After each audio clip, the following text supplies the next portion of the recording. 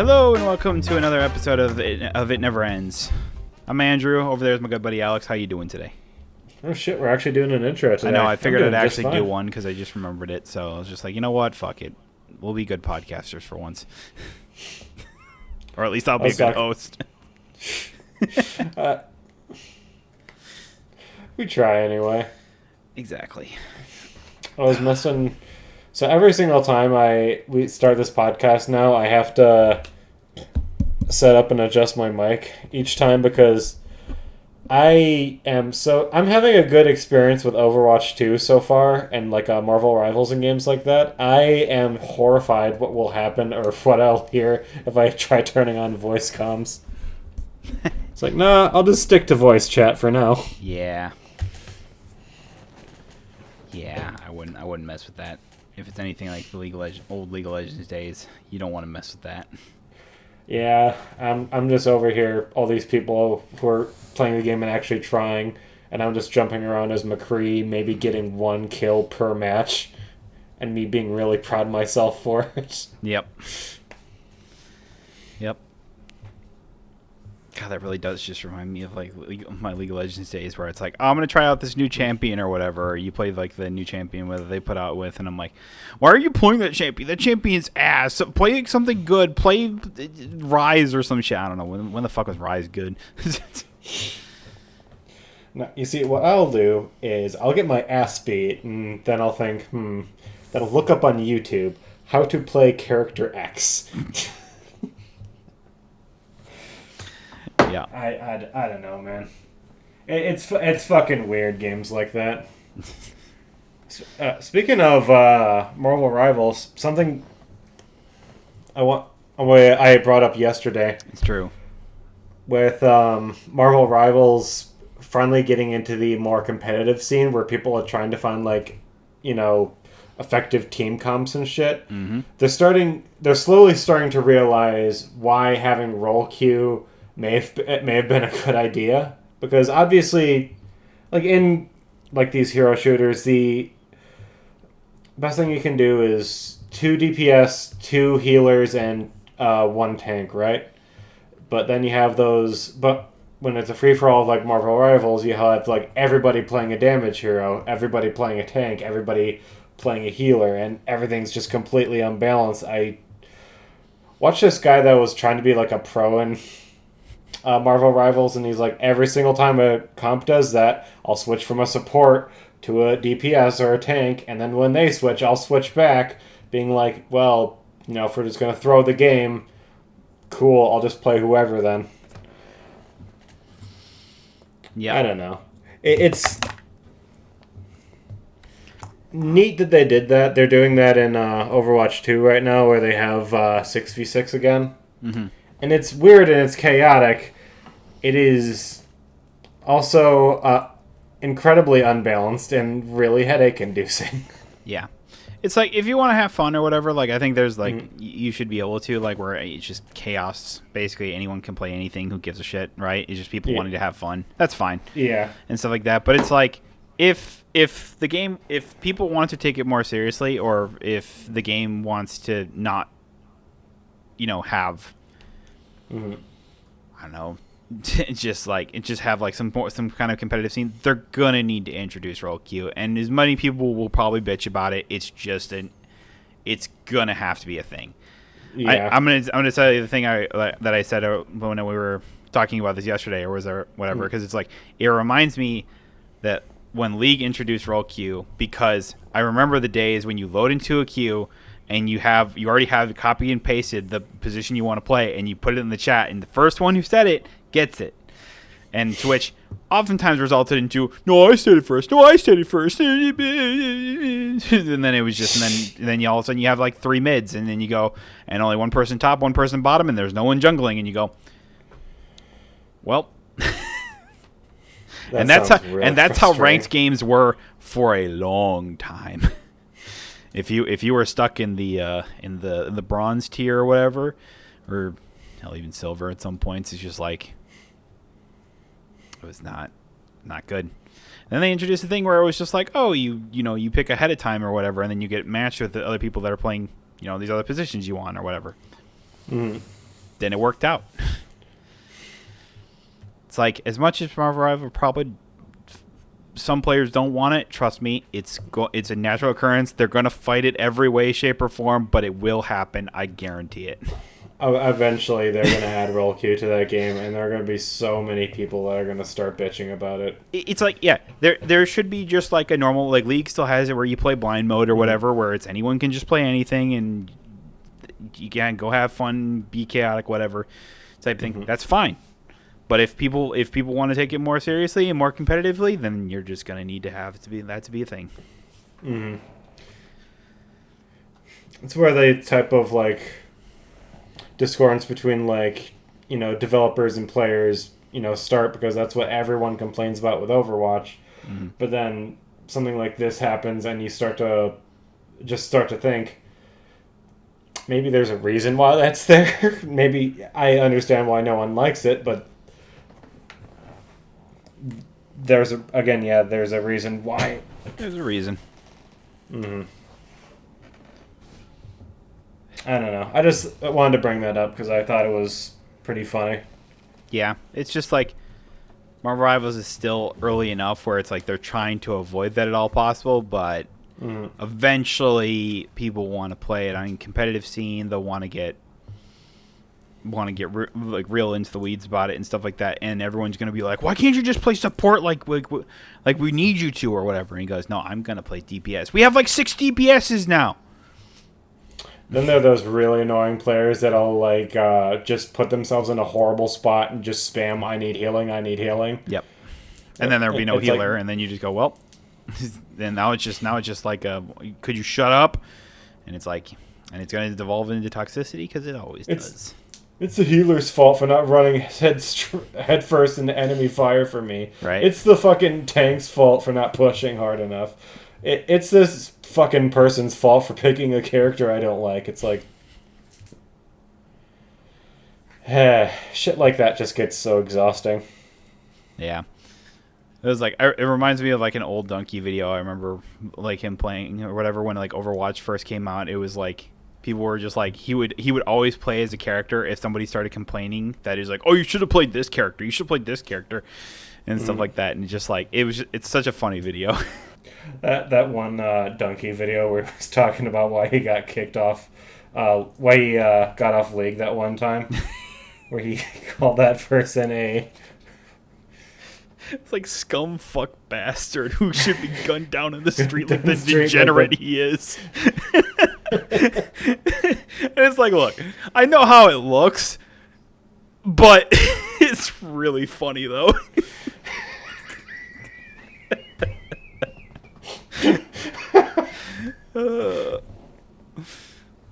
I'm not saying I necessarily, disagree with Riot's decision for a ban about that point, but it's like, I don't know. If he messaged you saying, hey, it was a joke or whatever type thing, could you unban this so I can get this video done? I've only been one of your biggest YouTubers / I don't know, influencers when it comes when it comes to League and stuff like that. Could you just do me one favor, because I've never asked for any favors basically? No. Yeah. That's unfortunate. I mean, he's doing good now. Oh yeah, he's doing great now, but it's like, man, I do miss those League videos sometimes, and I just go, oh, these are good times, though. But I can understand his reasoning for wanting to get off it, though. Dude's a game publisher now. He's doing great. Yeah.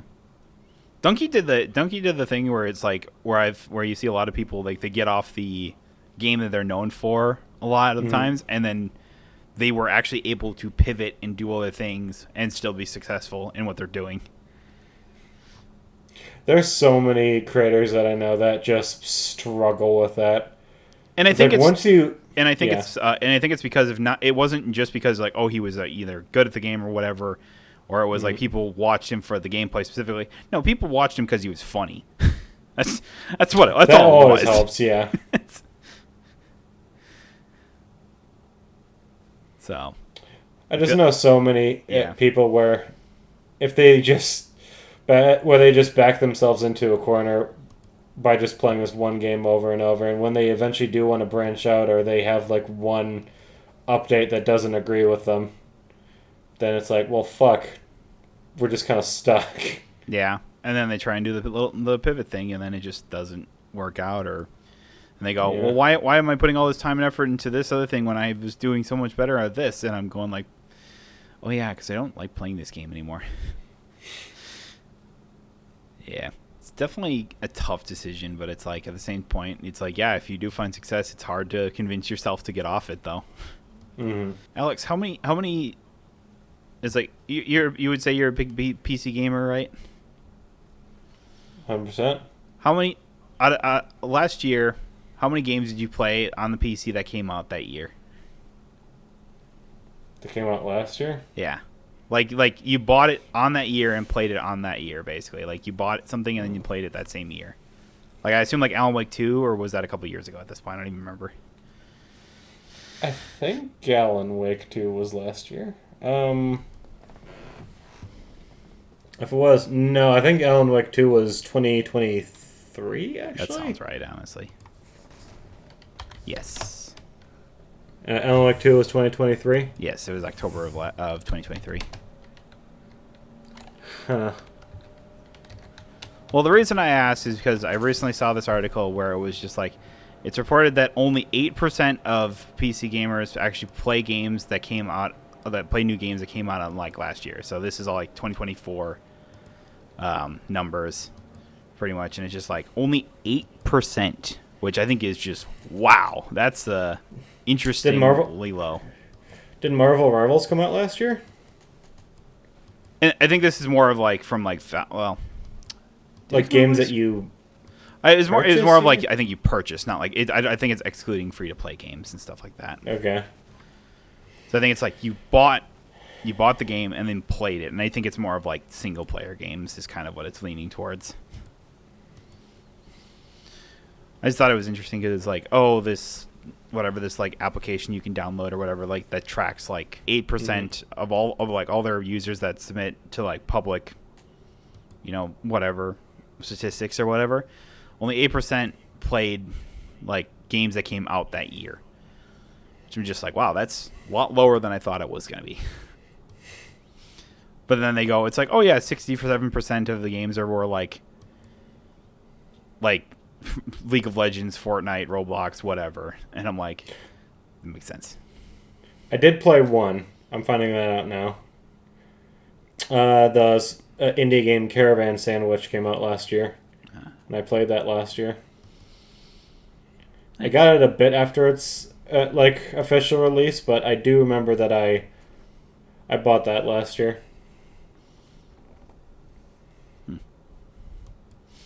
Yeah, I just thought that was super, super interesting. Of just like, yeah, the amount of games that come out in a year, and it's just like, oh, but it's like, but when you realize, but then it also kind of makes sense to me, because when you realize that a lot of people who are PC gamers usually are playing for like, it's like I feel like they even said like 67% were like Fortnite, League of Legends. I assume like Valorant and stuff like that would be on there. Marvel Rivals, Overwatch. Stuff like that would fall in that category, and I feel like it comes down to that's just kind of like the comfort game for a lot of people. It's like it's just something that you can boot up for a short bit, play for a little bit, and then kind of hop off.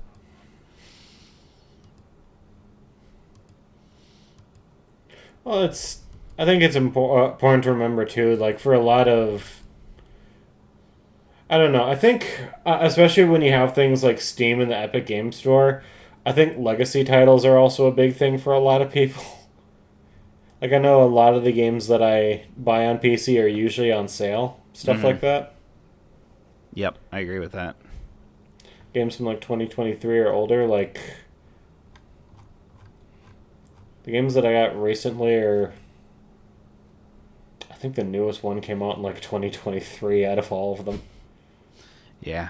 But yeah, a lot of what I imagine to be like PC gamer like shit is like free to play stuff. It's like free to play stuff for just like kind of old stuff or whatever. It's like because Steam just has like such a Mhm. like a lot of older games from like that are oftentimes end up porting onto PC and just going like playing on that or whatever. So I don't know. I just thought that was like it's an interesting statistic, but it was like the more I thought about it, the more it made sense. Are there any games that came out last year that you bought and played on the PC? Probably not. Honestly. Honest question though, where do you play most of your games nowadays? Is it on the PC or how much do you game on your PS5? Like comparatively. When was the last time I turned on my PS5? I try to think that's what you got the Final Fantasy Crisis Core on, and no, I bought that on I bought that on PC. Oh, see, I would have bought Rebirth on PC if it was launching day one on PC, but it wasn't. It was like a few months afterwards. that's annoying. So I was just like, it's like I've thought about like rebuying like the remake with like the Intergrade or whatever, like because it's like on Steam and Epic Games or whatever. Mm-hmm. So it's just like I could, but it's like I already bought them for PlayStation, so it's like I'm just gonna play them on the PlayStation. There's very few games that I ever will buy more than once, I feel. The only reason I would ever do that is because I really like want to support the group of people developing it. Yeah. Or you just like really enjoyed that game. Mm-hmm. It's like I think I bought Hollow Knight twice, mainly because they had the physical release on Fangamer with like, and I just bought the whole like collector's bundle or whatever. That was like it was like $60, and it was like came with a bunch of cool shit. So I was like, fuck it, let's go for it. Nice. Dude, and since I just brought up Hollow Knight, I saw that Team Cherry renewed the copyright on Silk Song. That definitely means it's going to come out soon. That's how long that's how long they announced the Silk Song from, is that they had to renew the copyright of it. Whew. Are we ever like even another trailer for that game? Like, do we think we're going to get it this year? Like, no. Like I'm not saying the game itself, but a trailer. Hopefully a trailer. I hope so. At like the Game Awards or something, maybe. I hope so. Dude, did you also see the initial reports that apparently the Switch 2 is going to be launching in June, and then when they do like their little like Switch 2 like Nintendo Direct thingy for it or whatever, it's going to be like they're going to announce like, oh, pre-sale start now. So what is that? Like that's the beginning of April. That's coming up, right? Wasn't it? Yeah. So that's coming up soon. I have not heard that at all. Where did you hear that from? I saw something about it earlier today, and I thought that was interesting because it was just like it was, I don't know, leaks thinking that it was like, oh, it would be pre-orders will start like on the day of Direct or whatever, and then the console itself will be available in June. And I go, it's like a 2-month like rollover, and I'm like, I mean, I guess, but I mean, it's gonna be a big show for Nintendo if that's the case. yeah. When's this Nintendo Direct supposed to be? Well, didn't they announced it when they did like the little trailer for it? Didn't they? Oh, they did. Did they? I thought it was. Am I just making that shit up, or wasn't there like a Nintendo Direct or something? Yeah, it was for. Yeah, they did it on the showcase or whatever. It's like, oh, they'll have on April 2nd. They're gonna have a. Yeah, because everyone was just like, they should have done it April 1st. It would have been funny, haha. A Nintendo Direct is just, probably set to air sometime this week, right before the scheduled Switch 2 Direct on April 2nd. Oh. So we're getting 2 Directs, I guess? So I get, well, one that's maybe about game, then some that's about the console with, like, first-party games that'll be for it. I guess so. I guess. Microsoft Outlook, I hate you so much. My fucking god. What you got against Outlook? Every single fucking day I come so close to switching to Linux. You piece of shit operating system. I'm sorry. Okay. Yeah. Yeah, that's fair. That's exciting though. I feel like we already talked about like what games we expect to come out on Switch 2, Yeah, we or we kind of like theorized like what like day one releases will be out with it, and you wasn't reckon so? a lot, I think. You reckon Silk Song is going to? I mean, we're predicting all sorts of stuff from a new Metroid to a new Star Fox to a new Mario and Zelda. Yeah, do you reckon what's it?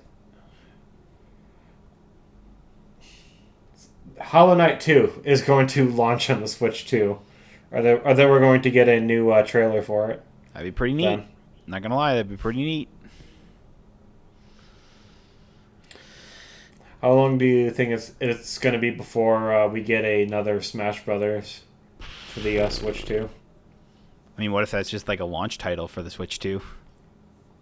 That'd be fucking crazy. Be pretty cool. Would it be a new Smash, do you think, or just an Ultimate remake or remaster or whatever? Maybe it could just be that, where it's just like, oh, buy Super Mario Brothers, Super Smash Brothers Ultimate or whatever with like all the DLCs and everything like that. So like it comes with all the characters. Kind of like Mario Kart 8 Deluxe, but for Smash Brothers. Yeah, I think that could be interesting with like maybe just updated like, like just performance and stuff like that. Mm. An online system that doesn't run like ass. You would hope. I'd hope. I don't know. I don't know if it'll be a new one or if it'll just be like you said, like a remake of like Ultimate. I don't know. I'm just eager to know when, obviously when it's coming out and what's launching on it. As they'll announce the new Pokemon game, probably be ZA.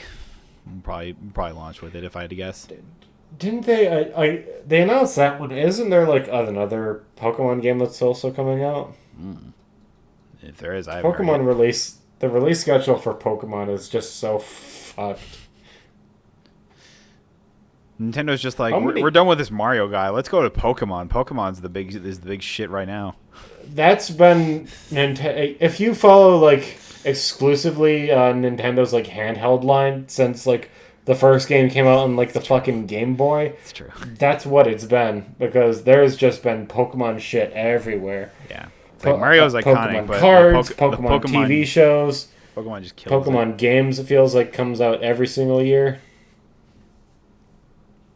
Maybe with the Switch 2, we'll get yearly releases for Pokemon. Don't they already do yearly releases for But Pokemon? they'll officially announce it. Like, and they'll have the next like 5 years planned with like mainline Pokemon games. So what Ubisoft is doing for Assassin's Creed? Yeah. They probably already have that like internally. Yeah. I want to see it. Is that accurate? Have we gotten a new Pokemon game every single year? Pokemon games. Here we go. Pokemon video game series. Let's see. Since it came out in 1996, there have only been 8 years without a new Pokemon game. Every single year has had something Pokemon related come out. So do we think it's going to be like a remake of like an older game or like what? Who gives a shit? Are they gonna remaster Gen 4? Or I guess they already did that. Fuck. It has been so long since I gave any sort of fuck about Pokemon. I bought Sword and Shield and I never played it. Remaster Gen 5. Give us remakes for Pokemon Black and White. That was like the last Pokemon game I actually played. Well, that's not true. I played Sword and Shield. I got that game for my birthday when I was a kid, and I also never played those. I think that's when I officially got off the train. Yeah. It's always interesting. It's like... It's like, when do people fall off? When have like people kind of fall on off Pokemon? I feel like for... Obviously for young kids, it's like that's the best thing ever. But like... For us older folks, it's just like... It's interesting when you can determine or whatever. It's like... The last game I definitely played was, I think before Sword and Shield, where I just kind of just did that because Evan bought the 2-pack and said, "Here," and I was like, "Okay, sure, I'll play it. Why not? Free game." The thing that's always gotten me about Pokemon is how they'll introduce, like, they'll have these gimmicks, kind of like advanced movement in the Call of Duty games. I know a lot of people are going to be upset with that comparison, but it's true. It's like, in one game you'll have the ability to send 2 Pokemon out instead of 1, and then the next you won't. Next they have these Mega Evolutions, and the next one they don't. And the latest generation, we had like, oh, we're going to do this thing called Gigantamaxing for a while. Guarantee you that is never coming back. No, probably not. What was when like wasn't Scarlet and Violet like the Terrastallize or whatever, where it's like you can like change like the types of like Pokemon or something like that? Didn't they also have something else in Pokemon X and Y? Well, that was X and Y evolutions or whatever. I think that's why it's called that. It's called that, but I couldn't tell you what the fuck that is. Like, what makes them different from Mega Evolutions? I don't know.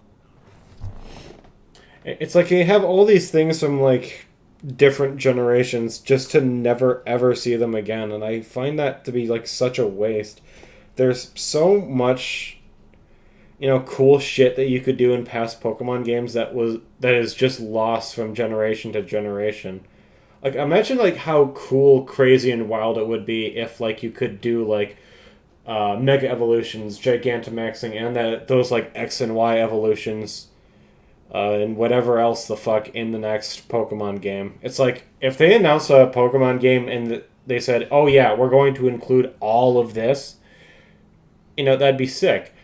That's not what they're going to do. It's going to be some other, like, gimmicky whatever the fuck, and then they're just going to drop it again. How long do you think it's going to be before they run out of ideas for new Pokemon? I give it like anywhere close to 100 to 200 years. Yeah, sad but true. Trust me, if there's a will, there's a way. But when do they run out of Pokemon designs? When are they gonna start looking and just go like, oh, I can't just slap eyes on that anymore because it's already a thing. They're gonna make new things that they can smack eyes on. Shit, they'll get the AI to do it. I knew it. Honestly, though. Realistically, though. Oh man, that'd be a scary day.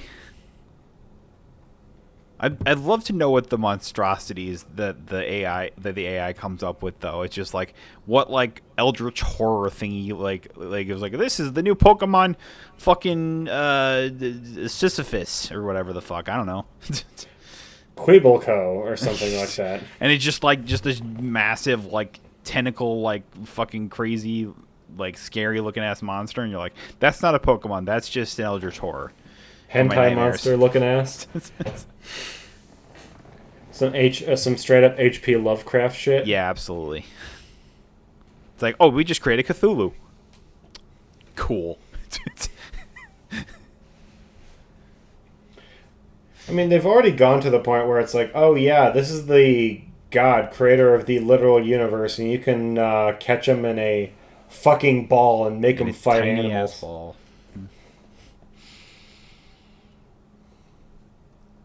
I'd love to know, like, I need Pokemon to explain to me how the Pokeball works. Like how does that work? They're never going to explain that to I you. understand, but it's like I want to be able to like trap the development team in the room and just like, you're not getting out of here until you tell me how the fucking Pokeball works, because that shit doesn't make any damn sense. It's so weird, too, because it's like, yeah, they're in a ball, and what are they doing there? Oh, they just sleep. They don't mind being in there. They're just sleeping the entire time. It's okay. And it's like, okay, what do they eat? These Pokemon, because we're catching, like, you say catch them all, there's, like, over 1,000 of these things. How am I supposed to feed all of them? Do they not need to eat in the Pokeball? Why don't they need to eat in the Pokeball? Are they just going into cryostasis? and these poor animals' only reason for existing is to fight other animals? I also love the idea that because you can only have 6 Pokemon at you at one time or whatever, like the show always goes like, oh, now like every Pokemon that Ash catches then goes back to Professor Oak, and you're sitting there going just like, he just has a zoo in his yard, but then so like when you really think about it, every person in the history of the world, Pokemon also goes back to, I guess, wherever they got their starter Pokemon, basically. So it's just like, so wouldn't that just be an unreasonable amount of Pokemon that they'd have to take care of? Like, yeah, bro, that's... I want to know more about the politics of this world. Right? I bet it's like, really... who takes care of the extra Pokemon? I find it really funny. Which Pokemon game was it where it was like, we need to set the Pokemon free? It was like the one Pokemon game where there was an... God, what was that? Where it was an animal rights group, and they were portrayed as the villains. Dude, it's so funny to me to think that, you know, back in like the 90s or whatever, it's just like, because video games were still kind of obscure and stuff like that, that Pokemon basically just escaped, like, PETA, basically. And it's like, well, they're not real animals, but it's like, but they're forcing fictional animals to fight other fictional animals against their wills by taking them out of their habitats. How did PETA not get all on that one and not get really pissed off about that? Oh, because they didn't care I at the don't time. know, dude. It really is a baffling moment, isn't it?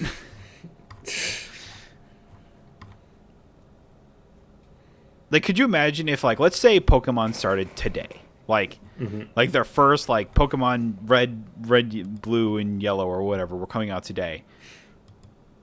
The fucking haymaker with it. I don't know. It's like, just like, what the fuck? I'm just gonna look up Pokemon Actful. It's not PETA. God damn it.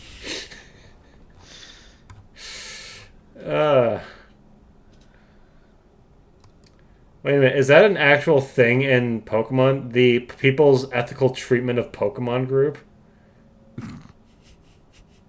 The only known Was member that? is... I feel like that was Black and White that did that, where like the bad. No, people. this is a real thing.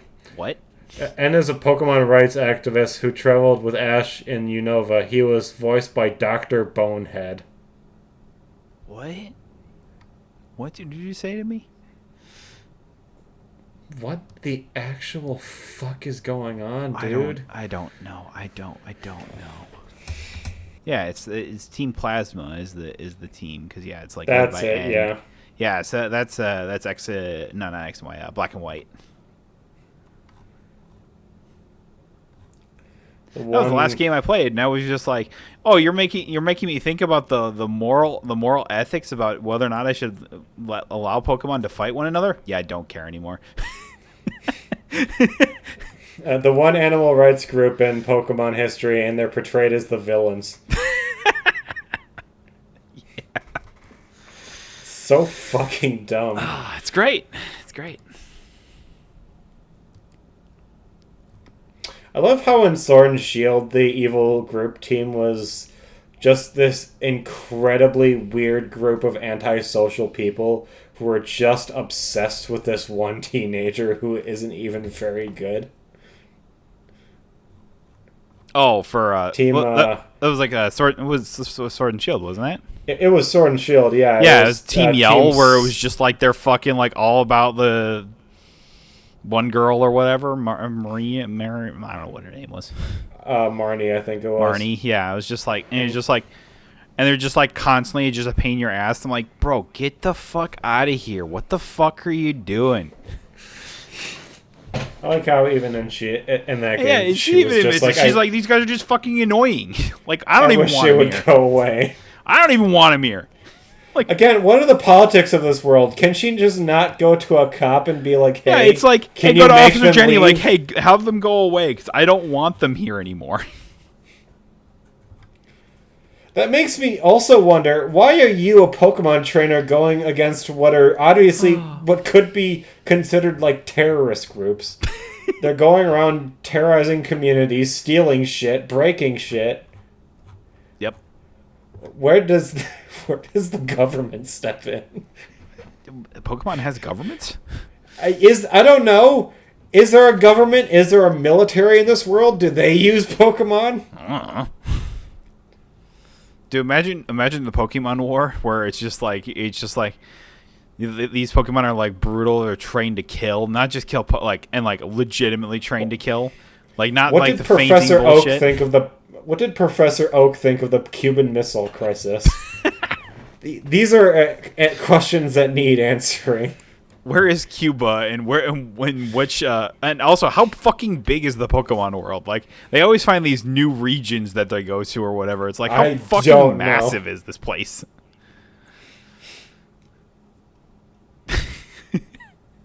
I feel like we're asking way too many questions for Pokemon.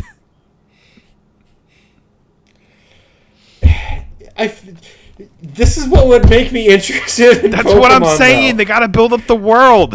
It's not just like, oh, go on and ding, we're going to get the gym badges or whatever, and then it's just like, and then it's just like the legendary. Oh yeah, then we run into fucking Team Yell, who's just like, yeah, go Marnie, fuck you, whoever your name is, we fucking hate you. And we're just going to be a giant pain in your ass the entirety of the king. And you're like, oh my god, shut the hell up. Who are these weirdos that like to challenge like these champions too? It's like, oh, one of your Pokemon is literal Jesus in a plastic ball. Yeah, I think maybe not. Yeah, I think maybe not. I guess I think just lose, huh? I'd like to face you. Don't get me wrong, but I don't think my Weedle can handle that, bro. I don't think Metapod was quite built for fighting a Charizard or some shit. So I'm just gonna stick over here, catching my little weirdo bug Pokemon. You keep doing your thing. Yeah, It's like, no, let's battle, and if I win, you can give me $100 for it. It's like, yeah, I'll force you to battle, and if you win, I'll give you $300. Damn, okay.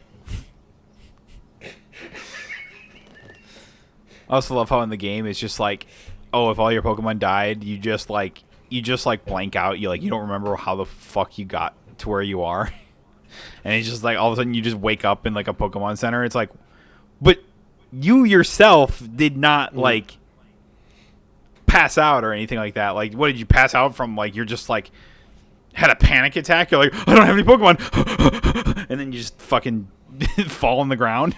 Your opponent has to drag your ass back to a Pokemon Center.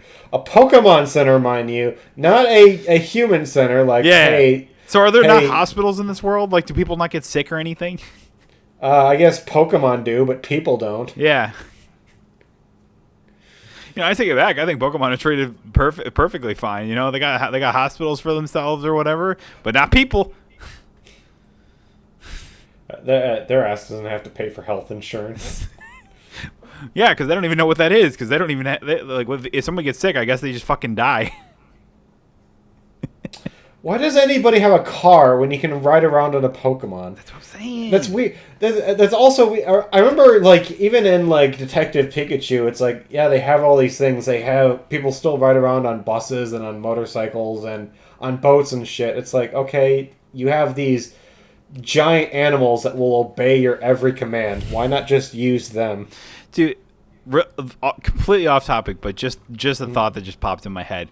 I was recently just like throwing up, I just wanted some background noise, so I was just like, I'm gonna go watch YuGiOh 5Ds again or whatever, just to have it up as background noise or whatever. And it hit me in the moment because, like, the whole thing is that they have like it's dueling on motorcycles, right? Yeah. So. You know how, like, but the thing is like, the first episode is, like, Yusei gets caught by Trudge or something like that, and he's, like, forced to duel him otherwise he goes to jail. And it's like, I guess, so if you're a criminal, you just have to be really good at dueling, and then you'll never get caught. It's like, don't you just have a gun you can shoot him with? Like, it's just like, yeah, because, like, if you win the turbo duel or whatever, then like the other person just spins out and just stuck there, and you can just keep riding the halfway there. I'm like, that's how Yusa gets to Domino City, is he beats Trudge in like a sewer. I just thought of that. Like a sewer system, and then like zooms away from him because he couldn't beat him. And I'm like, wow, if you want to be a criminal, you just be a really good duelist and you'll never get caught. I feel like Yu-Gi-Oh's world makes even less sense than Pokemon's world. Yeah. It's like, why, even going back to the original show, it's like, well, I guess it would be kind of hard to, you can't really go to the cops and said, hey, this billionaire stole my grandfather's soul and he put it in a playing card. The creator of Duel Monsters with his ancient Egyptian magic eye. Can you please do something about that? It's like, okay, random high schooler, maybe it's time for you to, just go home. I've seen you've been playing too many video games. Playing that Pokemon. That Yu-Gi-Oh game of yours has been rotting your mind. That's why it's so crazy to me how integral like it feels like Duel Monsters is in the world of Yu-Gi-Oh. It's just like anyone that isn't like at least a little bit interested in the game, like what is your life? Hell for them. Like what is your life? Like that's got to be so boring and stuff like that. I remember like when like Battle City was happening or whatever. Like there was some guy trying to like drive to work or something like that. And it was just like, hey, why are you blocking the road? What's going on? It's like, sorry, all these roads are closed in here because the big duel tournament is happening. I don't give a fuck about dueling or whatever. Let me get to fucking work.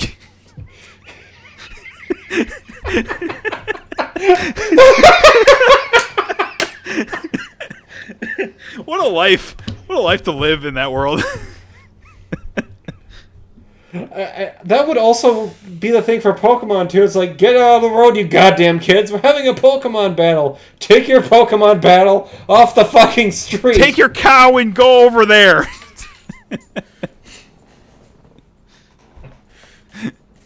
Like they just shut down like a whole city because there's like the big tournaments happening with like the like, oh, these are the champions of the world or whatever they're crowning or whatever, and it's just like, where the fuck is everyone? And it's like, oh yeah, they're all fucking here because Ash is going to face the champion or whatever type thing. Probably to lose his ass for like the 16th trillionth time. What's Seto Kaiba's reaction to the Cuban Missile Crisis? He's just like Kaiba Corp didn't make it, so it's just like, it's fine. It won't work anyway. Kaiba Corp didn't make it? Yeah. I just remember watching Dark Side of Dimensions and like imagine Kennedy going to Seto Kaiba Corp being like, hey, can you make us nukes? Hey, one of the weirdest moments where it's just like he's like trying out his like new dual disc or whatever that's like integrated to his brain or whatever. It's like he faces like a simulated duel versus the Pharaoh and stuff like that. And afterwards, he was just like, he has a bunch of scientists come up to him. He's like, "Great job, Mr. Kaiba," type thing. And he's like, "Shut up, you sniveling sycophants," or whatever. And he's just like, "I didn't actually beat the Pharaoh because that was just a simulation and stuff like that." And he like crushes like a water bottle or whatever. It was like a metal water bottle or whatever, and throws it off the side. And he's just like, and he's like, and be sure to fire anyone who designed that water bottle. Kaiba Corp's product shouldn't break that easily. And I'm like, what? Wait, so Kaiba Corp makes more than just like dual discs and stuff like that? Like they make everyday products. Kaiba Corp made a fucking space station. I know. Goes to play Duel Monsters. He has a blue ice white dragon. Jet, yeah. That's what I was trying to get at. And like I've said many a times, is that Kaiba is so smart, he literally figures out how to go back in time, and rather than solve a world's like problems, he goes to fucking face the Pharaoh in ancient Egypt time, just so he can go, "I'm the best duelist in the world." I like to imagine that he's still lost. Oh, absolutely, he lost. Are you fucking kidding me? He comes back to modern times. People are asking him all these questions about, like, what was the ancient world like? Was the, did he go back in time or did he go into the fucking afterlife? that makes me think, because wasn't it like, I don't know. In either case, people are asking him all these like important historical scientific questions, and he was like, I don't know, I fucking lost a card game. Yeah, again. he goes, and it's like, I don't know, I still fucking lost. Even with all my intellect and all my technology, I still couldn't beat him. Mokuba's just over there like, brother, we could have done so much. We could have done good thing for the world, but instead we're so focused on this fucking card game, this children's card game. You could have cured cancer. What are you doing this for? I need to beat the Pharaoh, Mokuba. I can't be the best otherwise. Absolutely. Why doesn't Yugi just be like, dude, I get it. Here's the thing: you own an island, you own an army of jets, you own a space station. You are the best. You've already won. That's what I'm saying, but he just won't accept it. Just take the loss in a children's card game and shut the fuck up. Or do you think Kaiba starts going the Elon Musk route where he starts paying other people to play Duel Monsters? No, because his massive intellect is because unlike Elon Musk, he actually has he's actually really smart. He's smart and good at stuff. Oh man. just roasting Kaiba Ball at the same time, just like going, what the fuck is going on in like all these other places that aren't real? Makes you wonder though, right? Yeah. It was just like so funny to me that the thought just occurred to me though. I was like, man, I guess if you just want to be a criminal in Yu-Gi-Oh! 5Ds, you just gotta get really good at dueling. If you want to be a criminal in any generation of Yu-Gi-Oh! You just have to be really good at dueling. Yeah. Because apparently no one ever goes back on their word or anything like that. Like, if they say, like, oh yeah, I'll just let you go if you win, and stuff like that. But it's like, wow, they actually did it. Holy shit. I guess they just kind of depend on you not asking too many questions. Yeah, it's like, don't think about it too much. Just go with it.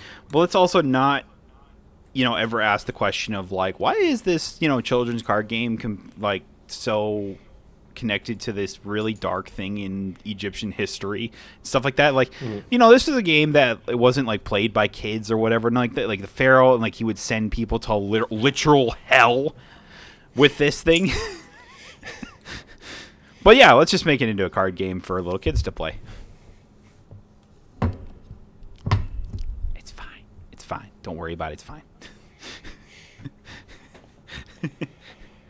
Look, don't ask me. Yeah. Ask Maximilian Pegasus. He's the guy who actually made the game.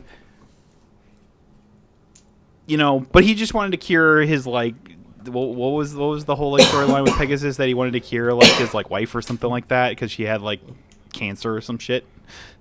I think. Okay, now I have to know. There's no way it was cancer. It probably wasn't actually cancer. I think it was just some uncurable disease, is what they said. But he was putting all of his effort and money into researching it, and he was he thought the Egyptian god cards would save her or something like that. Okay. I don't know, man. Cecilia, oh my god.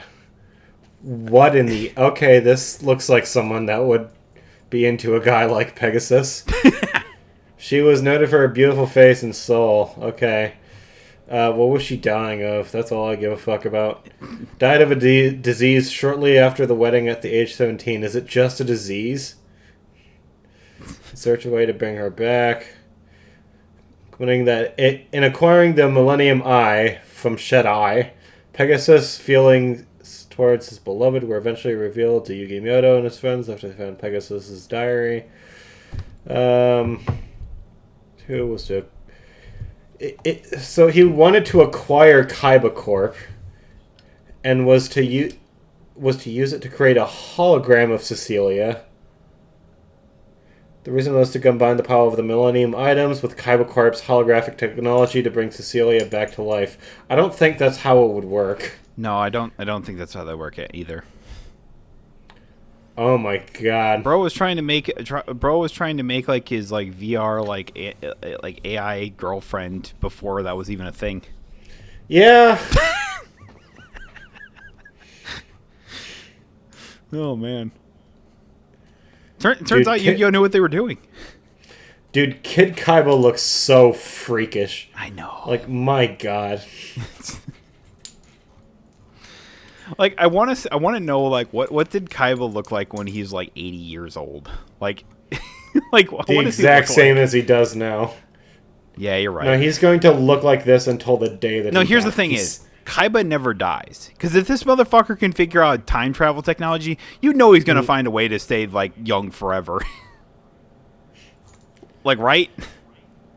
No, he doesn't show up in any of the other animes. Well, I'm not. Do they all share a same universe? By the way, has that been confirmed? I think. Well, see, here's the thing: is Arc 5 kind of just like fucks all that, because it's like they're almost like multiverses, basically.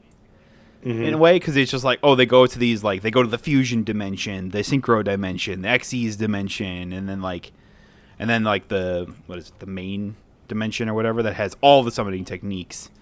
But like in every one, they've had reference to Kaiba Corp and stuff like that. I'm pretty sure. So like a version of Kaiba Corp exists, I guess. I just know that like GX is, I'm pretty sure, is like, I think the first couple seasons like happened during, I think people have kind of figured out it happens during like the later seasons of Yu-Gi-Oh. Like I think they said like season 2 ends where probably people theorize where that's where like the duel between Yugi and Atem happen, and like the series finale happens. I think people speculate that because of like the whole like thing that happens with like Jaden on the very final episode of GX faces off against like Yugi in this like weird dream state where it's like, oh, it's like Atem's still there and he's like still the pharaoh and stuff like that, and then the duel ends and we don't actually see the ending. It is always interesting. It's like, did Jaden win? Was he surely the next king of games? No. I don't know. There's people that says he did, and there's other people that says no. Yugi probably pulls it out in the end. Nah. Fuck Jaden. Yugi won that 100%. I still probably believe Yugi would win it. Are you going to tell me that Yugi would lose a duel like that? Come on. Motherfucker still has the Egyptian god cards. And it's like, and the thing is like the whole point of that duel is to revive Jaden's love of dueling, because it's like, because basically the later seasons of GX is like he's literally dueling for his life the entire time. He's lost the joy of actually like having fun with dueling now. So the whole point was to show him that it's okay to lose because it's just a game again. Like, you're not fighting to save the world or anything like that. You did that whole thing. You did your job. Good job. Now go have fun with the game. So it just makes more sense that he'd lose. Because it's just like, oh, look, you lost. Did you have fun? Yeah. And it wasn't like you didn't lose half your friends to death and everything like that, like you did in the fucking future dimension where you became the Supreme King or whatever the fuck it was. Yu-Gi-Oh is weird. Yeah. It's pretty crazy because everyone's just like, oh, you know, Yu-Gi-Oh is pretty upbeat or whatever, and then Vrains happens where it's like, oh, they're torturing kids to make AI better duelists, and you go, you know, I would say that's like really weird and really far from the course, but in reality, it's not. Sounds like a thing that Elon Musk would do. Yeah. So that was an interesting conversation. Well, I just like how in Zexal, it's just like, oh, we're gonna have like these like aliens from like we're gonna have other aliens face off against other aliens, and that's like gonna be like the last half of Zexal. What? I mean, it started off with like an alien ghost coming to Yuma of all and people, right? then there's other aliens that are the arch enemies of Astral World called the Baryons, and it's Baryon World. And like one of the last duels is like, oh, it turns out that Yuma's friend Shark was actually a Baryon the whole time, and everything like that. And it's just like, and now you have to duel between and see who wins in the end because the winner world isn't destroyed and stuff like that. And you're going, What? Huh? Fucking huh? What? I don't. Who comes up with this bullshit? I don't know. It's something. Imagine being the writer for that. Okay, we gotta come up with a new Yu-Gi-Oh series. What are we doing next? We already done high school, Jaden. We got card games on fucking motorcycles. We obviously have the original series. Where do we go from that? Fucking alien ghosts. Yeah, and the kids Sure. like in like middle school. Sure, go with it, man. Listen, we care just enough for these things to exist, not enough to make these like actual worthwhile shows worth watching. And then Just the time out. where No they one took cares. themselves super seriously with Vrains or whatever. It started out good and then kind of went off the rails. I mean, in reality, it was just off the rails, but it was like it knew what type of show it was, and I appreciated it for that. And then it just went like, all right, now we're gonna flip an entire 180 on you, mainly because the director changed midway through. So it's just like, well, that explains a lot. So, kind of off topic, did you see the first trailer for the next Silent Hill game came out? I did not. I saw something about it. I just didn't see it. So the big controversy surrounding this one is that people are upset because it doesn't actually take place in Silent Hill. I want to know what your thoughts are on that. That's fine. I mean, I'm cool with it too. It's like one of the most beloved games in the series is Silent Hill 4: The Room, and that doesn't take place in Silent Hill either. and it's just like, it's the idea that like, oh, I don't like Resident Evil because it doesn't take place in Raccoon City all the time. Mm-hmm. Okay.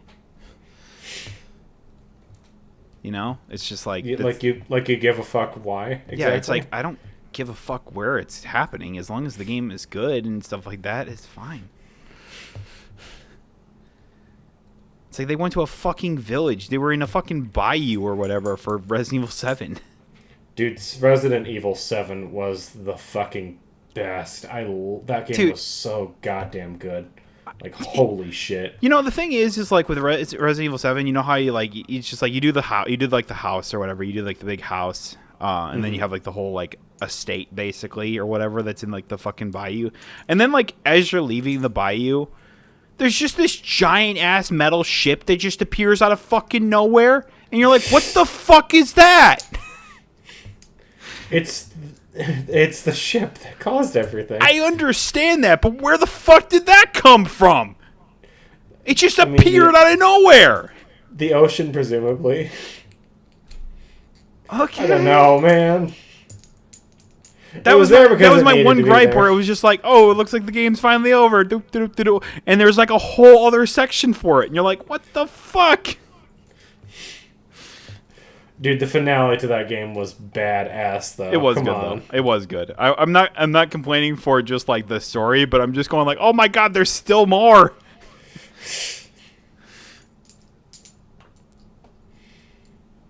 I like how there's always like the two bad endings. There's like the bad ending and then like the true ending where you take like the what is it? Because you can pick between like your wife and like Zoe or whatever, and no matter who you pick or whatever, it's just like you still end up as like the wife. I can't remember her name, but it was like, and you said they're going because like the whatever the dude's name is gets like trapped in like the goo or the mold or whatever. I call it the goo, but it's the mold.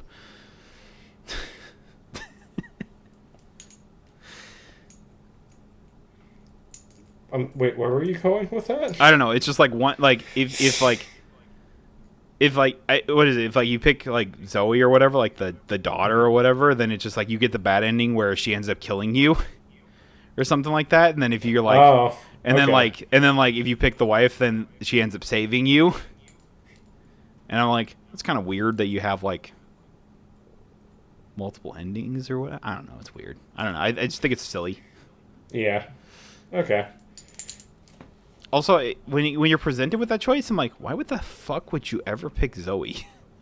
Like, I don't think know. the idea is If that you're you- supposed to feel so betrayed by your wife because she's been lying to you, but I'm like, but that's Yeah. the whole reason you're here. Your wife being here is the whole reason you showed up in the first place. Exactly. It's like, why would you leave with anyone else? That's what I said. I'm like, this feels like such an arbitrary choice. Like, I don't understand.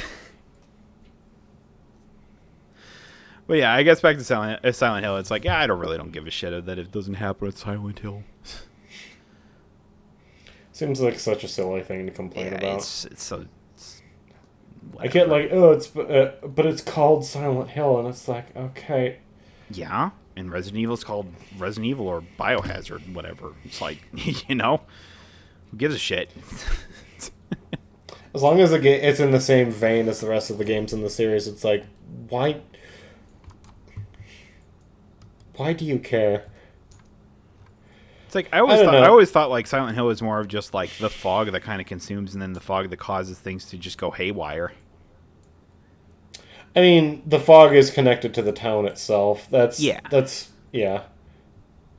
No, the town is an essential part of the series, but that doesn't mean it's like you can't branch off from that. Obviously, yeah. As long as it plays like previous Silent Hill games, it's completely fine. I don't see the issue like at all. Yeah, that's all that matters to me. Assassin's Creed Shadows is doing well. Yeah, that's what I see. It's second best seller behind Valhalla. Nice. Which is what they were hoping for. So good on you, Ubisoft.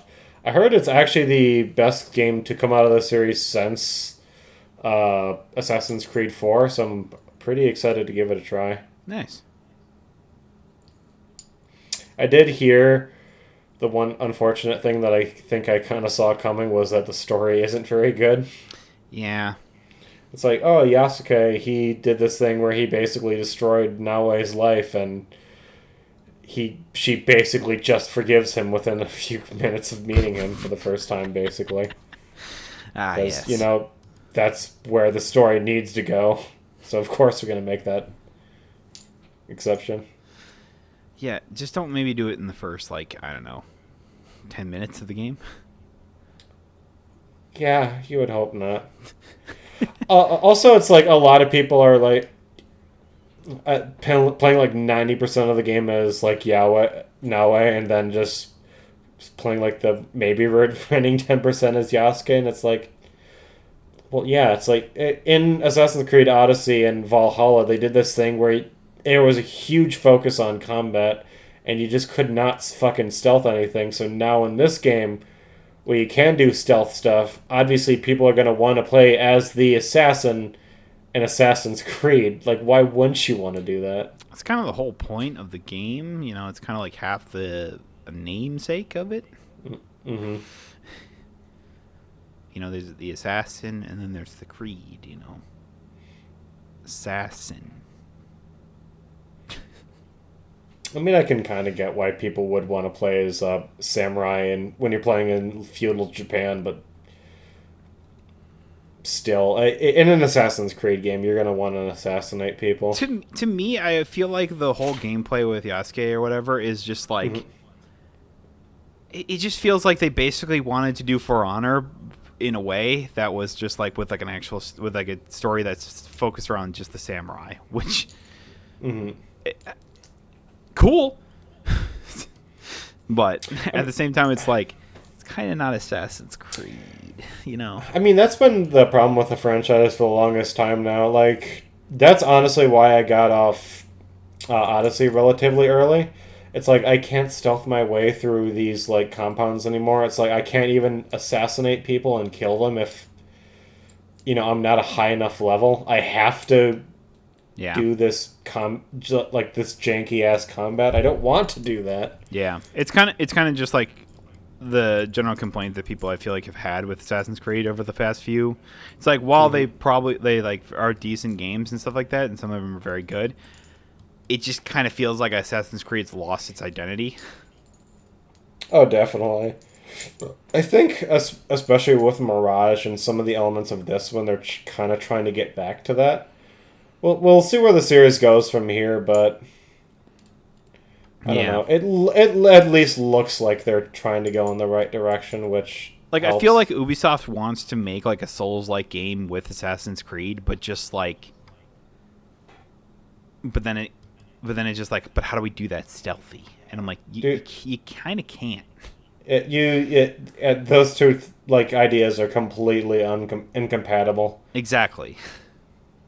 Like The gameplay is just way too different. They just see like the popularity of Souls-like games, and they're just like, we could do that with Assassin's Creed.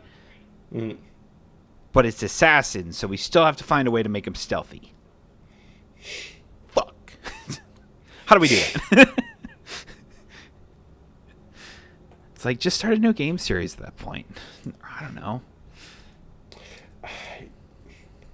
I don't know. Especially right now, if I were Ubisoft, I'd stick to what works. They're not in a position where they can. I understand that, but right it's now. like, if you want to make a Souls-like game or whatever, or just like help publish a game or like that or something. I don't know. Like, find like a developer or whatever and stuff like that that's like making a Souls-like game that you would be interested in helping out, I guess. I don't know. Just go from there. And maybe see if they'll let you publish it. Yeah, pretty much. Yeah. That's... I don't know. It's like, because wasn't there like another like big like Souls game or whatever that people were like excited about that I had never heard of? The last big one I heard of was Lords of the Fallen, I think. Well, there was Is another that the one one that that you're recently thinking no, there was one that recently came. It was like Berserk Khan, the Berserker or something like that. What is it? What was it called? Is Berserker? Kazan. Kazan, that's what it is. It's like a Souls game or whatever that's like people have been playing a lot of recently. Okay. It looks quite nice. Yeah, the first Berserker. Yeah. It's like people are saying this is like it's like really good or whatever, and it's like it's got very positive reviews on Steam. That's good. So I'm just like, Ubisoft could have published this one. Oh, it was published by Nexon, though. Okay. mm-hmm. Oh, that makes me nervous. Oh, I'm not sure I like that.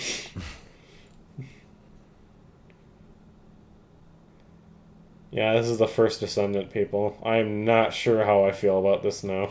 Wow. Oh, jeez. I just saw this was like trending on Twitch or whatever, and I was just like, I don't even know what this game is. I've never even heard of it. I mean, every new Souls-like game is going to trend on Twitch when it first comes out. I know, but it's just like, I don't even know what this is. I've never even heard of it. So I was just curious. You don't... I feel like I'm asking a pointless question here, but you don't play Siege at all, do you? No. I've never really been interested in Siege. Does your brother play any Siege, or No. do you know anybody that plays Siege? Okay. The closest thing I ever got to Rainbow Six Siege was when like Achievement Hunter was doing their like Get Good with like Alfredo and like trying to have like Alfredo teach Jeff, Michael, and Jeremy and stuff like that how to be good at Siege. That was so fucking funny because they are terrible at the game. I feel like they're terrible at a lot of games. I know, but it's just that one specifically. It was so much fun because it was just like Jeff. There would be like winning, and like Jeff would just throw like a bomb next to like he would throw like a grenade next to the hostage or whatever, and just kill the hostage. And it's like they were literally about to win, and then Jeff blows up the hostage. Okay. Any updates on what's going on with Rooster Teeth? By the way, this is kind of off topic, but No, I don't think I haven't heard anything, so probably not. They're probably figuring out the whole because now there's like a lot of properties that aren't with Rooster Teeth anymore. So like Ruby and all the other like podcasts and everything like that have been. So I assume that they're just figuring out what the hell exactly is and is not going to be under the Rooster Teeth mantle anymore. I see. And I'm sure Bernie's just figuring out what the hell he wants to even do with it. Like I'm not sure exactly, but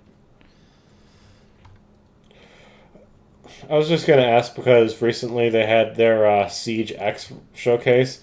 It was from what I heard, a 2-hour showcase where they talked about nothing about the future of the Rainbow Six Siege because I think this is it was their 10th anniversary. yeah, Yeah, that would be a 10, wouldn't it? Golly. From what I Do you think like Siege 2 will happen? No, that's never going to happen. I don't think so. Apparently, all they really announced is like they're getting one new game mode. They're remixing some maps, and they're doing a graphics overhaul. Like I feel like this could have been. I feel like this should have been like done years ago. I was gonna say you could have just announced this in a forum post rather than a big 2-hour like showcase. That too. That was a 2-hour showcase. I'm like, most like, when like Sony does like their state of plays and like Xbox does their like game showcase or whatever, it's like it lasts like, I don't know, half hour at most. It feels like. So it's just like they put a whole 2-hour thing on there. It's like, damn, son. 2 hours, 26 minutes, and 56 seconds to be exact. Damn, son. The hell they do? They do a whole Siege tournament in the middle of that? Apparently they did a show match, whatever that is. I guess they gave it to some streamers to try out. Sure, why not? I don't know. It just... I was hearing about that and how like some people that have been looking to get back into Siege were so disappointed with it. It's like they really had a showcase that long and they really showed off just that, basically. I mean, I guess it makes sense. I bet Siege is still a pretty big moneymaker for Ubisoft right now. I would bet. Probably really important for them. Oh, yeah. It's always funny to me. It's just like, I assume like that it's just like games like Siege and like their few like live service games they still have going, like For Honor, and like they have Brawlhalla, and it's like, or like keeping them afloat for the most part. It's like, you got your games releases every so often and stuff like that. Shadows, Star Wars Outlaws, whatever. So it's just like, but it's just like, I wonder if they'll ever do anything with these properties at some point. I bet they eventually may do like a Siege 2, but I think all it's going to be if they do that is just basically what happened with Overwatch, where it's just like, yeah, it's a Siege sequel and basically name only. They make some changes that are like barely noticeable. Yeah. And call it a full sequel. Well, the thing is like Siege is not free to play. I mean, it's like $20. It is now. I think it's free to play now. Is it now? I'm pretty sure that was another big thing where they made it free to play. Oh, okay. Well, that's good. Because it probably should have been for a while. Yeah. No, it's still $20 on Steam. What the fuck? I thought I heard it was... Let me look this up quick. I could have sworn that was a thing that was happening. Maybe it's like happening soon. Just not yet? I don't know. As part of Rainbow Six Siege X update coming June 10th, the tactical FPS will answer what Ubisoft calls free access. The majority of Siege will be free, but its two most competitive modes, Ranked and Siege Cup, will remain behind a paywall. Okay. Huh. So you can play casually for free, but if you want to go into Ranked, you'll need to pay for it. Yeah, that's what it looks like. Huh. Okay. All right. I mean, sure. Why not? I don't play Ranked anyway, so why? Yeah, that's perfect for me. I feel like that sounds fine for most people. Gets more people in the game. That is honestly so interesting, though. I'm like, I would have never thought to do something like that. Like, you throw like, you just do casual mode or whatever. You just like have fun with the game type thing for free. But it's like, if you want to play at a high, like you want to play competitively, yeah, then you're gonna need to like pay for that. It's actually kind of smart. I know, that is quite interesting. I've never heard of that. Neat. That would be. It's like, yeah, you've been playing for a while. You've been playing for free, and you want to start playing a little competitively. Well, maybe throw us $20, and then we'll let you through. Yeah, I mean, if it's like a one-time thing where it's like, $20, and you're enjoying the game or whatever, it's like, sure. Why not? Yeah. I wonder if that's successful and it brings in a lot of other people to like Siege start seeing like a little bit of like spike or something like that.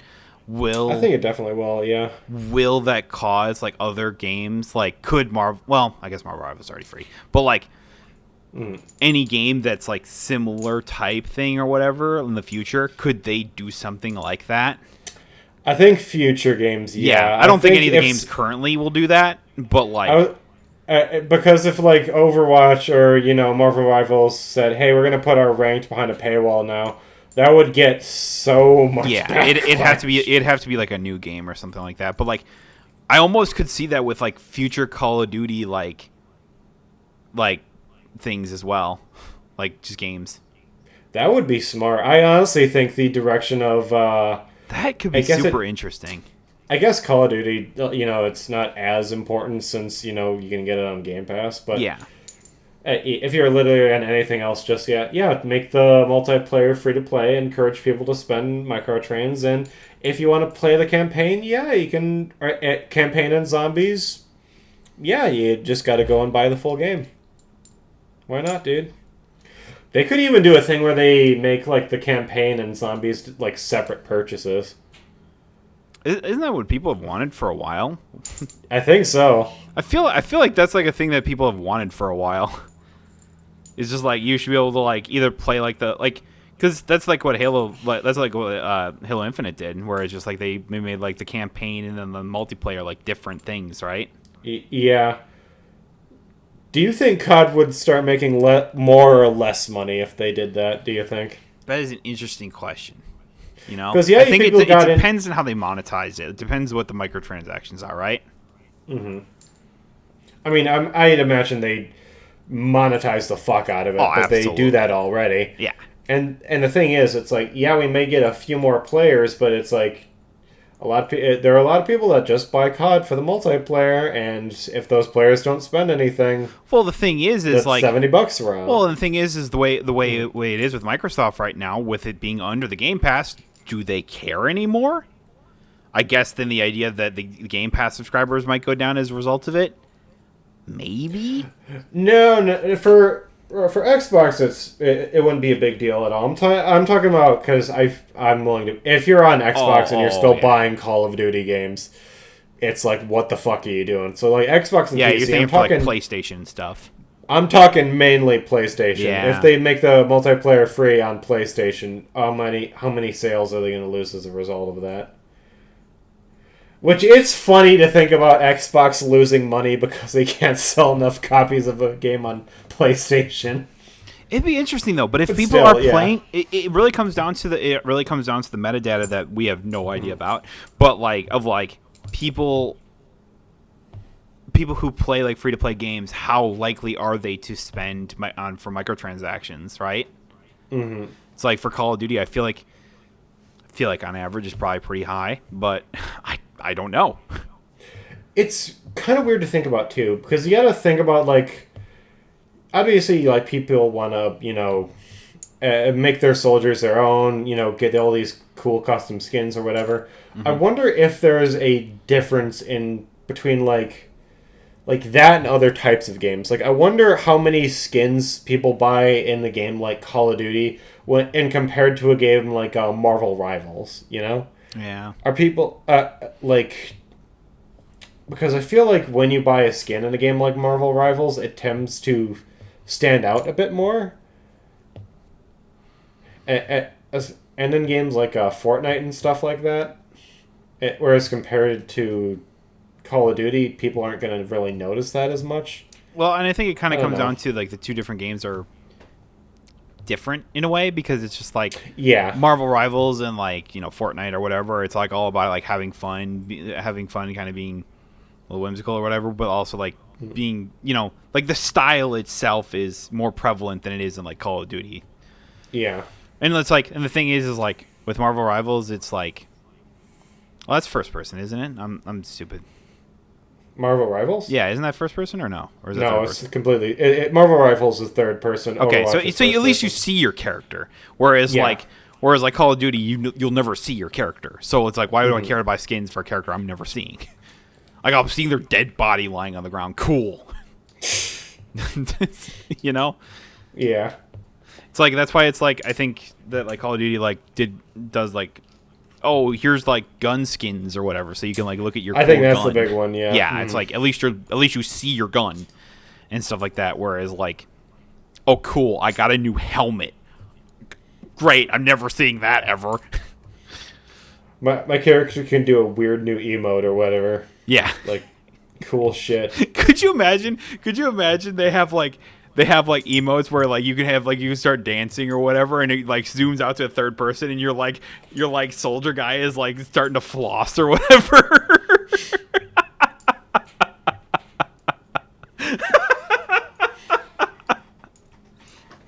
I could never. Oh my god. I've seen that, so I can't even. Oh my god, I just saw it in my head and I'm just like, oh no, I have to curse people with this.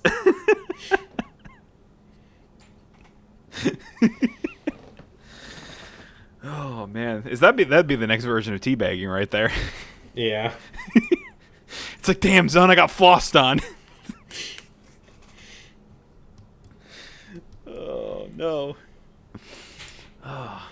I mean, do you think Call of Duty people would just complain that like Call of Duty is becoming Fortnite then? I mean, people are already complaining about Call of Duty becoming Fortnite. That's true. Bringing Nicki Minaj and shit into the game. Not wrong. That's something that players have been complaining about for the longest fucking time. Like they're not really losing anything if they want to go that route. So what I'm hearing is they need to double down on it. Oh yeah, 100% easily. Just put Peter Griffin in Call of Duty, sell 1 billion skins. Put Thanos in there, you know. I mean, in either case, like the things like cat ears, that's a guarantee that's coming. Oh, you kidding me? Surprised it's not already there. Not the. No, in reality, what they need to do is they need to put Jack Black Steve in there.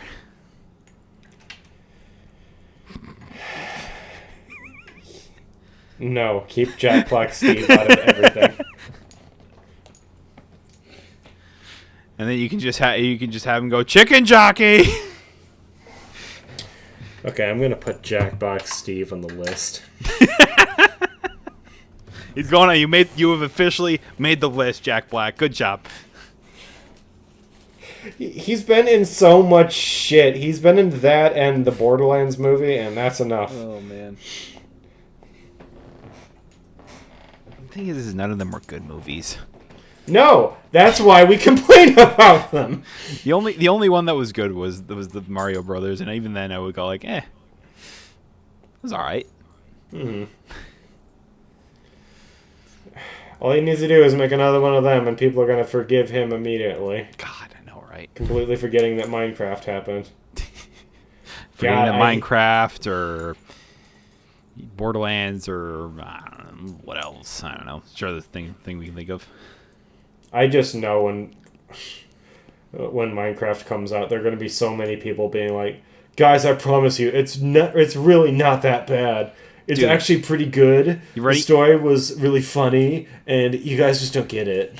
You ready for Sonic 5 when they announce they bring in what's Big the Cat, and he's just Big the Cat, like Jack Black is Big the Cat.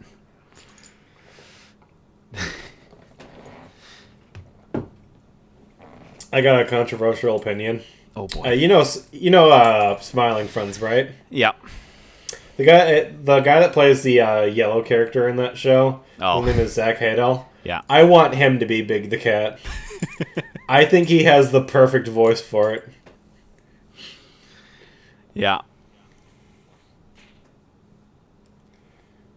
Yep.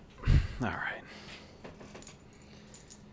God, that would be so perfect. Dude, it's only a couple more weeks before we get to, or it's like a week or something like that before we see like the dog shit that is the Minecraft movie, right? Comes out like the 4th or something like that.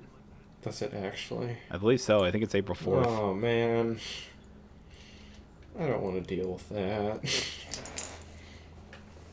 Yep, April 4th. We're only a week away. So how long till the next good movie comes out? Is there any good movies coming out in 2025? Probably. Was Mickey 17 okay? I heard it was pretty good. Okay. There's a live-action Lilo and Stitch. Yeah. Jesus Christ. Which I still don't know how to feel about that. No, neither do I. I saw the Snow White came out. Ugh, Came I and heard it went was like fucking a. terrible. Oh my god, yeah, it's a 1.7. Holy shit. Did we expect it to be anything? Oh my god, is it actually that low? Yeah. Holy shit. God damn. I knew it wasn't gonna be great, but holy shit. 90,000 one star reviews for it. I mean, I will say this: seeing the screenshots from it in the trailer, I'm like, boy, this looks like garbage. I mean, we always knew that it was going to be terrible. Yeah, that was like always a given. Yeah. God, I'm looking at all this, and just so much of it looks so bad.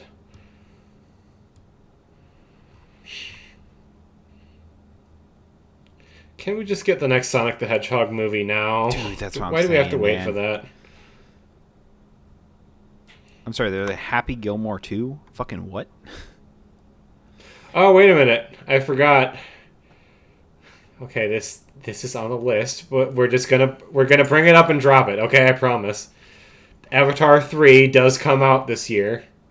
And it's a whopping 3 hours and 12 minutes. Yeah, and moving right past that. Are you going to go watch the Superman movie out of curiosity? Yes, 100%. Yeah, I actually will say it does look interesting. I do kind of want to go see it. I really like that they have shit like Crypto the Superdog and Hot Girl in that movie. Like, that all makes me super hype. Yeah. So I think it's going to be fun. I'm actually quite looking forward to it. Ooh, and the next Zootopia movie comes out this year. That's fun. Doesn't the Mission Impossible also come out? Like the new Mission Impossible come out this year? Yeah. Okay, so there's good stuff. That's. How do you feel about the live action How to Train Your Dragons? Nah. I think it's the most pointless live action remake of all time. Yeah, I feel like it's up there with like the Lion King, right? Like, do we need it? I mean, it looks fine, but like, do we need it? I've never actually watched the original. I've never actually watched How to Train Your Dragon. I've heard it's really good though. For the slightest moment, I thought you were going to say I've never watched the live action Lion King or the original Lion King. No, I've watched that. I don't know, the live action How to Train Your Dragon looks like the most disposable thing of all time. Like, the original movies already came out and they were all pretty good. I don't see the point of it at all. Yeah. I guess it's inoffensive. That's how I feel about it, I guess. I guess, yeah. It doesn't at least doesn't have the legacy that movies like The Lion King and Snow White do, so I feel less angry at it. It's true, I guess. So DreamWorks has that going for them. Sure. Just hope they don't continue this trend, like making Ice Age and fucking Shrek in live action. God, could you imagine Shrek live action? Ugh. Nope. I mean, they made a Shrek the Musical that did pretty okay. That's true. They're making another Ice Age movie? I'm sorry, what?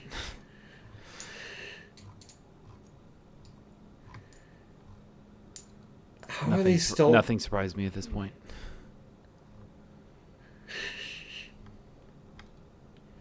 Man, the first one was actually good. I remember when there was merit to these movies, man. Instead of just being like, oh, look, this is a movie to bring the kids to. Yeah. You've seen the first Ice Age, right? Yes, I've seen the first Ice Age. Like, actually pretty good movie. Yeah, it's like solid. And then they just made 5 sequels to it, I guess. I didn't even know they made 5 sequels. I thought it was like 2.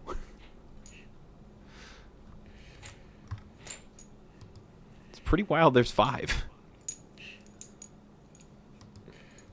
Let's see. There's Ice Age the Meltdown, Ice Age Dawn of the Dinosaurs. That's where that's where I dropped off. Then there's Continental Drift. Then there's Collision Course, and now there's Ice Age 6. And apparently they had a TV show. Okay. Like you said, nothing surprises me anymore. At this point, it really shouldn't. What are your thoughts on the live action How to Train Your Dragon? It looks good. Okay. Like the CGI doesn't look out of place or anything like that. Like the dragons themselves look like they aren't just like you know how it just like you see the CGI and you go, that looks terrible. But like the dragons themselves don't look like that. They look like they're like really there. That's good. So it's just like, wow, it actually looks good. I've just never actually watched any of the How to Train Your Dragons. I just know that I've been told they were very good. Actually, pretty solid series. I like How to Train Your Dragon. At least the movies quite a bit. Yeah, I don't. Didn't they had a TV series? Didn't they? They have had several TV series. Oh, well, shows what I know. Yeah, I really only care about the movies. Mm-hmm.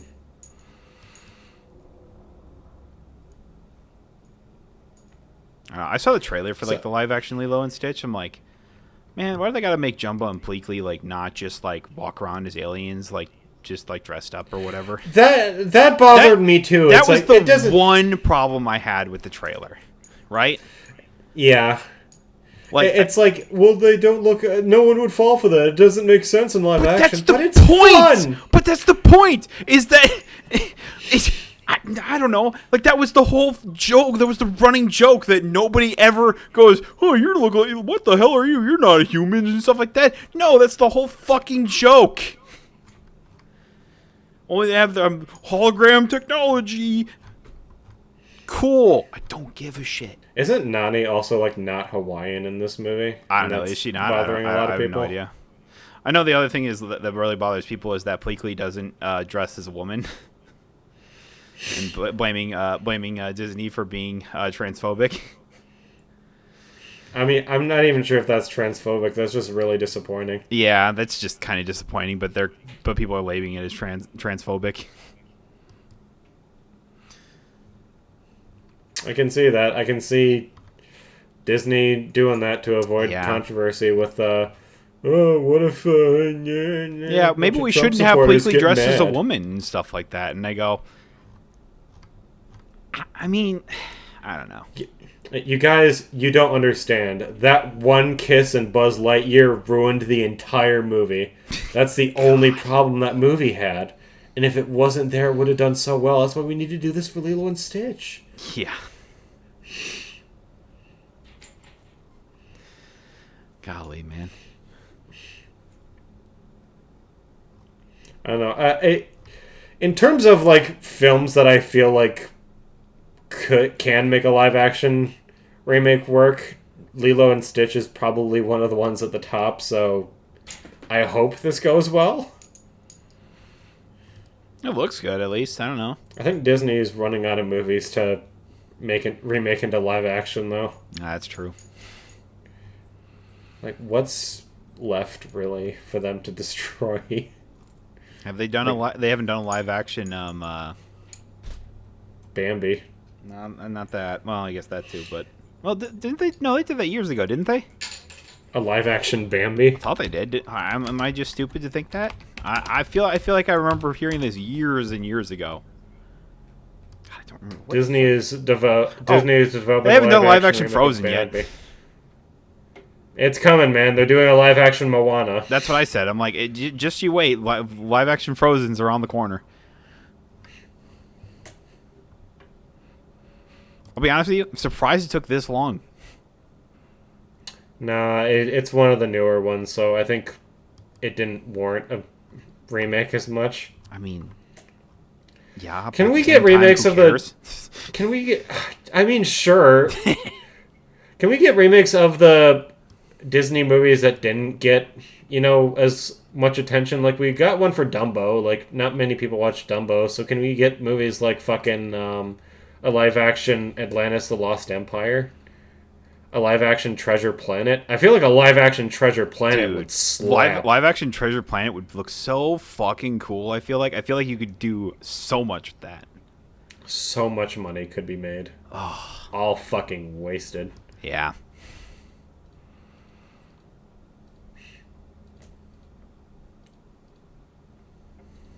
Oh, they also haven't done like Lady and the Tramp yet. Oh, yeah. That's weird. No, wait, they did do that, didn't they? They just made a Disney Plus thing.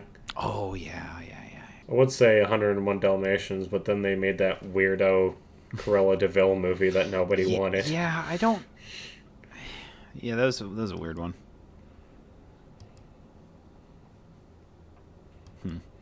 We're walking a thin line here, man. Disney's on the list. Disney is definitely on that list. Because I feel like we have had this conversation before, but at the same time, it's an interesting thing to think There's about. always new movies kind of coming out or whatever, but like... Mm-hmm. And it's just like... There's always something interesting to kind of talk about with that. So...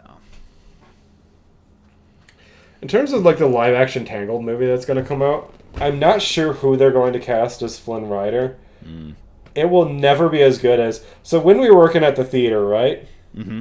I think it was for Frozen 2 that this couple that... this couple came in.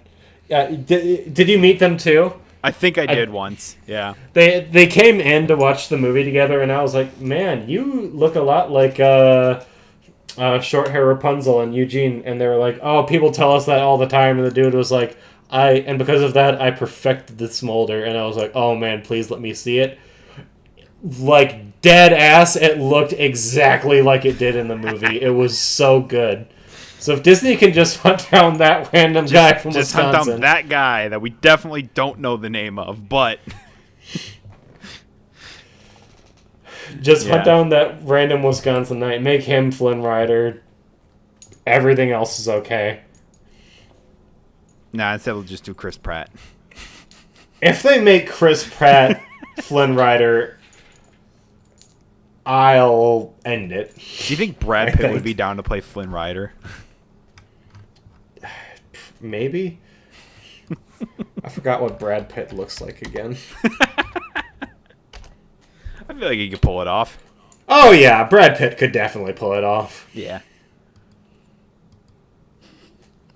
What is like other? What a interesting what an interesting role that would be for Brad Pitt to take. Mm-hmm. I mean, here's the thing: he could make it work. Oh, absolutely, is the could. problem. It feels so out of place for the kind of characters he usually plays, though. Mm-hmm.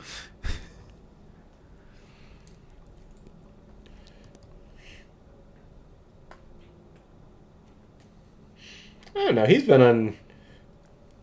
Flynn Rider is kind of like an action-y guy. He's been in, like, Bullet Train. He was in once... And Flynn Rider is not like the guy from Once Upon a Time in Hollywood. I'm going to eat my words if I say that. I was like, damn. I was like, what kind of Flynn Rider are you watching over there? No, he does nasty things with that frying pan, dude. What other like big Hollywood actors do you think could pull? Oh, wait a minute, Timothée Chalamet.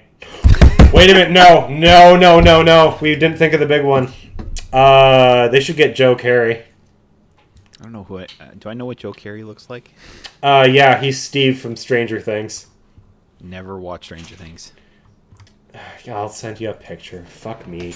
Oh, okay. You've never watched Stranger Things? No, I've never watched Stranger Things. I thought everyone in our group watched Stranger Things. Nah. So yeah, I'd be cool with either him or Timothée Chalamet or Brad Pitt. And that's the one casting choice I actually give a shit about. I don't care if they want to cast. You can get anyone. I don't know. You can get anyone for Rapunzel. Get fucking Rachel Zellweger to do it again.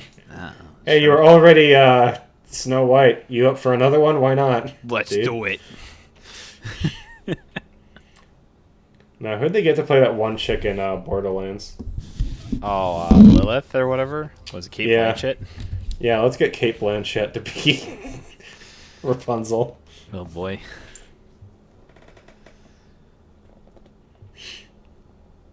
The evil godmother is played by Jack Black. Yeah, sure, why not? And Rapunzel is Chris Pratt. Ugh. Why the hell not? Okay, we can stop now. Yeah. Like I said, it's on the list. Jack Black is on the list. We can't talk about Jack Black ever again. Is that what's going on? Not ever again, obviously, but In this setting. maybe give it a little while. You know, we can, let's it comes out in a week. We can save it for then. Yeah. Well, do you want to go see that movie together? I'm really debating on whether or not I want to do that. Like, do I want to subject myself to this horror that will be anywhere from like an hour and a half to 2 hours long? Or I will go with you, and I will get drunk if that influences your decision. I'll think about it. I feel like we need to set aside a Monday or whatever, and then we need to go like disc golfing right afterwards. Yeah. Oh, God. Hey, boys, we just got out of Minecraft. So yeah, we just got out of the Minecraft movie. It was complete and utter ass. So we gotta get our mind off things. Gotta play some disc golf. Yeah, we're gonna relax playing some disc golf here. I saw this movie poster, and I just want to send it to you because I think it makes an excellent point. Real quick, before we kind of round things up. What the fuck is that? What is Aladdin 3477? What the fuck? The Djinn of Wisdom. It's wait. some random ass... What? I thought... this isn't real, is it? It is real. Fucking no, what? This is a real movie that is coming out this year. India comes up... We've seen these wacky trailers that come out of Bollywood. They always catch me off guard, and they always are so fucking funny. I'm just... They come up with such cool ideas, and I wonder why we don't get movies like that in the States. Right? Like, they're just so off the wall crazy. I never know what to expect. I know, and I love it. I live for this shit. I'm watching the trailer right now. It looks terrible. Like the...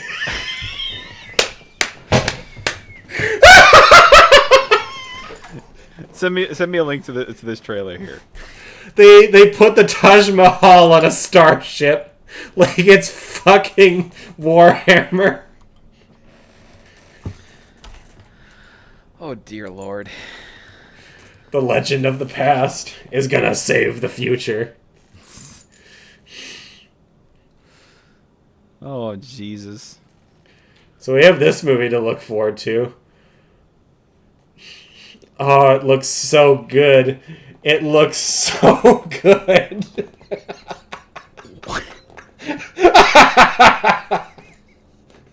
I'm just... Legends of the past? What the fuck? Is the adventure of the future? I swear to God, Bollywood needs to be studied. I need to inject this movie into my veins. Good God. It's so fucking cool.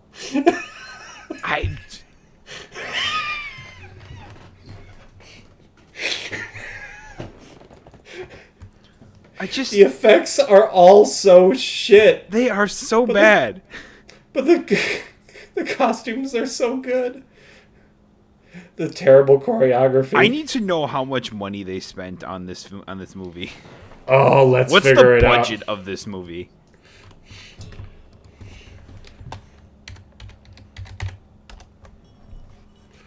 $200,000. You must throw me the lamp at once. What a line. It's like, is this sci-fi? Like what is this? It was created by a Star Wars artist. What? The film's entire budget is $200,000, by the way. That's I'm nothing. sorry, $200,000? Yes. That's nothing. That is so little. The fact that they managed to do everything they did in that trailer. There's some goddamn wizards over there. It's got a higher score than Snow White. Oh my god. 6.9 out of 10. That was a wild ride of 2 minutes. Oh my god, is it actually on Tubi? I may actually cry. I want to watch this movie tonight if that's true. Oh my god. Yes, it is. Oh, I'm so happy. You know, we have something we can talk about during the next podcast now. All right. I don't think we can end a podcast better than that. It's like you want to watch the craziest thing you've ever seen in 2 minutes, Aladdin 3477, The Djinn of Wisdom. Go watch that trailer and you're just going to be like, "What the fuck just happened for the 2 minutes?" It's already getting a sequel. Of course it is.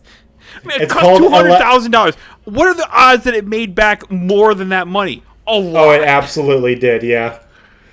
And so it's Aladdin 3477-1, and the sequel is called Aladdin 3477-3. You just skip 2? It's like Goat Simulator. All right. Well, thank you all so much for listening to the insanity that was this or whatever. But hey, here we are. So be sure to subscribe to the podcast where we'll talk about Aladdin 3477-1, The Djinn of Wisdom, next week. Definitely probably going to forget about that, but I'm sure Alex will bring it up because he'll have watched it and he'll be like wanting to talk about it all the time. It's fine. Yeah. I'll be hearing this, trying not to lose my damn mind about all of the things that went on, but you know. Oh, yeah. It's going to be a time. And, yeah.